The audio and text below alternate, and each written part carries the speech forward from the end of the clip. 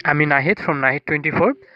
আমি আজকে আরেকটা কবিতা নিয়ে আসছি। কবিতার নাম এই পৃথিবীতে এক স্থান আছে। তোমরা যেহেতু সবগুলো কবিতা দিতে আমাকে বলছো, সুতরাং আমি পর্যায়ক্রমে এগোনোর চেষ্টা করতেছি। যাই হোক, শুরু করি। কবিতাটি লিখেছেন জীবনানন্দ দাশ। এই কবিতাটিতে মূলত তিনি বাংলাদেশের সৌন্দর্যের প্রকাশ করেছেন। বাংলাদেশ কতটা সুন্দর, সেই সৌন্দর্যের কথাগুলো তিনি তার মতো করে ব্যক্ত করেছেন। বলেছেন, এই পৃথিবীতে এক স্থান আছে, সেই স্থানের নাম কি? বাংলাদেশ। সবচেয়ে সুন্দর। কবির দৃষ্টিতে পৃথিবীতে যত স্থান আছে, যত দেশ আছে, যত নগর আছে, সবচেয়ে সুন্দর হচ্ছে আমাদের এই বাংলাদেশ। করুণ। কেন করুণ বলছেন তিনি? আমাদের বাংলাদেশের মানুষ খুব সহজ সরল, তারা কিন্তু সহানুভূতিশীল, তারা মায়া মমতায় সিক্ত। এই সব কারণে তিনি এই সৌন্দর্যটাকে তিনি বলেছেন করুণ। এই পৃথিবীতে এক স্থান আছে সবচেয়ে সুন্দর, করুণ। সেই সুন্দর স্থান নাম কি? বাংলাদেশ। তিনি বলছেন, সেখানে সবুজ ডাঙা, ডাঙা মানে কি? মাঠ, ভরে আছে মধুকুপি ঘাসে অবিরল। তিনি বলেছেন যে সেখানে, অর্থাৎ কোথায়? বাংলাদেশে ভরে আছে মধুকুপি ঘাসে অবিরল, অর্থাৎ মাঠের মধ্যে মধুকুপি ঘাসে ভরে গেছে। সেখানে গাছের নাম কাঁঠাল, অশথ, বট, জারুল, হিজল। অর্থাৎ সেখানে, অর্থাৎ বাংলাদেশে কি কি আছে? কাঁঠাল গাছ, অশথ, বট, জারুল গাছ, এই সকল গাছে মাঠ ভরে গেছে, চারিদিকে ভরে গেছে। খুব সুন্দর, মানে কবির দৃষ্টিতে এইসব একটা সুন্দর একটা প্রকৃতি। সেখানে ভোরের মেঘে নাটার রঙের মতো জাগেছে অরুণ। নাটা হচ্ছে এক ধরনের একটা ফল, সেই ফলটা রং হচ্ছে লাল এবং সেটা ক্ষুদ্র। অর্থাৎ অরুণ মানে কিন্তু হচ্ছে সূর্য। এখানে বলছে সেখানে ভোরের মেঘে নাটার রঙের মতো জাগেছে অরুণ, জাগেছে অরুণ। তিনি বলেছেন যে সূর্য যখন উদিত হয় মনে হয় যেন নাটা ফল, মানে নাটা ফল যেমন লাল ক্ষুদ্র, মনে হয় যেন নাটা ফলের মতো সুন্দর একটা প্রকৃতি। অর্থাৎ সুন্দর একটা প্রকৃতির কথা বোঝাতে গিয়ে তিনি এত সব কল্পনার জগতে ভেসে গেছেন। তারপরে বলছে, সেখানে বারুণী থাকে গঙ্গাসাগরের বুকে, সেখানে বরুণ কর্ণফুলী ধলেশ্বরী পদ্মা জলাঙ্গিরে দেয় অবিরল জল। বারুণী, ইনি হচ্ছেন হিন্দু ধর্মের জলের দেবী, আর বরুণ হচ্ছে এই বারুণীর স্বামী। বলছে কর্ণফুলী ধলেশ্বরী পদ্মা জলাঙ্গিরে দেয় অবিরল জল। অর্থাৎ কবির মতে যে এই জলের দেব দেবতারা যারা আছে, জলের দেবীরা বা দেবতারা যারা আছে, এরা কি করে? বাংলাদেশের যত নদ নদী আছে এদের মধ্যে অনিঃশেষ জলধারা প্রবাহিত করে, এবং এই জলধারা প্রবাহিত করে স্রোতস্বিনী বজায় রাখে। অর্থাৎ তিনি বলেছেন যে নদী নালায় জল নিশ্চিত করে এই সকল দেবদেবীরা কি করে? এই বাংলার প্রাণৈশ্বর্য ধরে রাখে। ঠিক আছে। তারপরে বলছে, সেইখানে শঙ্খচিল পানের বনের মতো হাওয়ার চঞ্চল। অর্থাৎ কবি বলেছেন যে শঙ্খচিল পাখার যে চঞ্চলতা, শঙ্খচিলের পাখার চঞ্চলতা হাওয়ায় কম্পিত যে পান পাতা রয়েছে তার সঙ্গে তুলনীয়।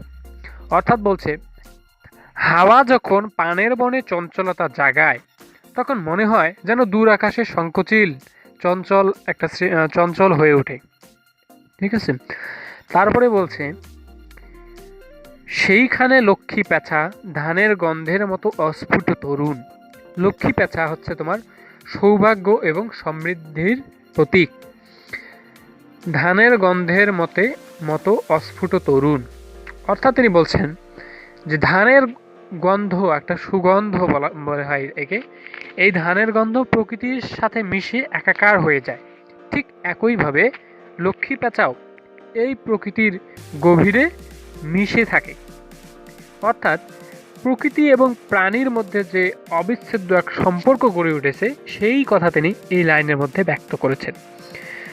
তারপরে বলছে, সেখানে লেবুর শাখা নুয়ে থাকে অন্ধকারে ঘাসের উপর। অর্থাৎ ঘাসের উপর লেবুর যে শাখা ডালপালা এগুলো কি নুয়ে থাকে, সুদর্শন উড়ে যায় অন্ধকারে সন্ধ্যার বাতাসে। সুদর্শন হচ্ছে গোবরে পোকা, উড়ে যায় যখন সন্ধ্যা নামে। এই সন্ধ্যায় গোবরে পোকা কি উড়ে যায়। তারপর বলছে সেখানে হলুদ শাড়ি লেগে থাকে রূপসীর শরীরের পর। হলুদ শাড়ি বলতে এখানে বোঝাইছে যে সর্ষে ফুল, সর্ষে ফুলের রং কীরকম? হলুদ। আর রূপসী বলতে এখানে তিনি বোঝাইছে আমাদের বাংলাদেশকে। আমাদের বাংলাদেশকে তিনি এক রূপসী নারীর সাথে তুলনা করেছেন, যে নারী হলুদ শাড়ি পরিহিতা, অর্থাৎ হলুদ শাড়ি পরেছে এরকম একজন সুন্দরী রমণীর নারীর সাথে তিনি আমাদের বাংলাদেশকে, আমাদের জন্মভূমিকে তুলনা করেছেন। শঙ্খমালা নাম তার, অর্থাৎ এই হলুদ শাড়ি পরিহিত এই সুন্দর রমণীর নাম কি? শঙ্খমালা।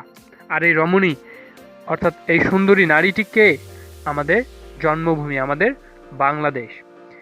এই বিশাল পৃথিবীর কোনো নদী ঘাসে তারে আর খুঁজে তুমি পাবে না কো। কবির বিশ্বাস অর্থাৎ জীবনানন্দের বিশ্বাস, পৃথিবীর মধ্যে কোথাও তুমি এত সুন্দর একটা স্থান খুঁজে পাবে না। এই পৃথিবীর মধ্যে কোথাও তুমি এত সুন্দর প্রকৃতি খুঁজে পাবে না। বিশালক্ষী দিয়েছিল বর, তাই সে জন্মেছে নীল বাংলার ঘাস আর ধানের উপর। বিশালক্ষী বলতে এমন একজন নারীকে বোঝানো হয় যার চোখ কি আয়ত বা টানা টানা, অর্থাৎ দেবী দুর্গাকে এখানে তিনি বুঝিয়েছেন। বর মানে প্রার্থনা, অর্থাৎ দেবী দুর্গা প্রার্থনা করেছিল বলেই এত সুন্দর প্রকৃতি আমাদের এই বাংলাদেশে জন্মগ্রহণ করেছে। অর্থাৎ কবি জীবনানন্দ দাশের বিশ্বাস যে দেবী দুর্গা প্রার্থনা করেছে বলেই নীল সবুজে ঘেরা আমাদের এই বাংলাদেশ এত সুন্দর। আর একটা কথা, এই কবিতার মধ্যে কবি জীবনানন্দ দাশ তিনি বলেছেন যে বাংলাদেশে অনেক নদ নদী, কর্ণফুলী, ধলেশ্বরী, পদ্মা যে নদ নদী আছে, এই সকল নদ নদীর জল নিশ্চিত করে বাংলার প্রাণৈশ্বর্য ধরে রাখে কারা? দেবদেবীরা, দেবী দুর্গা, জলের দেবী বরুণ, বারুণী এরা। এখন এই বিষয়গুলো এখন আমরা যারা মুসলমানরা আছি দয়া করে জটলা পাকাবেন না। আমিও মুসলমান, আপনিও মুসলমান, ঠিক আছে? এখানে জীবনানন্দ দাশ যেভাবে বুঝিয়েছেন আমি সেই কথাগুলো একটু বোঝানোর চেষ্টা করেছি। জীবনানন্দ দাশ তিনি নিজে একজন হিন্দু ধর্মাবলম্বী ছিলেন, সুতরাং তার যে বিশ্বাস সেটা আমি ব্যক্ত করেছি। এখানে আবার ধর্ম নিয়ে বাড়াবাড়ি করবেন না, কারণ আমাদের ধর্মেও কিন্তু বলেছে যে তোমরা ধর্ম নিয়ে বাড়াবাড়ি করো না। সুতরাং এই বিষয়গুলো একটু জটলা পাকাবেন না, ঠিক আছে? ওকে বন্ধুরা, এক মিনিট দুইটা কথা বলি। আমি কখনো ভাবিনি যে একের পর এক আমাকে এই কবিতাগুলো দিতে হবে।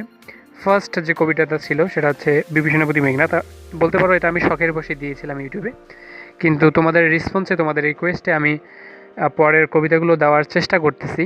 কিন্তু ভাই আমি কিন্তু কোনো টিচার না, বা আমি কোনো ভার্সিটির বাংলা বিভাগেরও কোনো স্টুডেন্ট না। আমি তোমাদের মতোই একজন স্টুডেন্ট, আমি তোমাদের বন্ধু বলতে পারো, তোমাদের মতোই আমি ইন্টারমিডিয়েটের স্টুডেন্ট।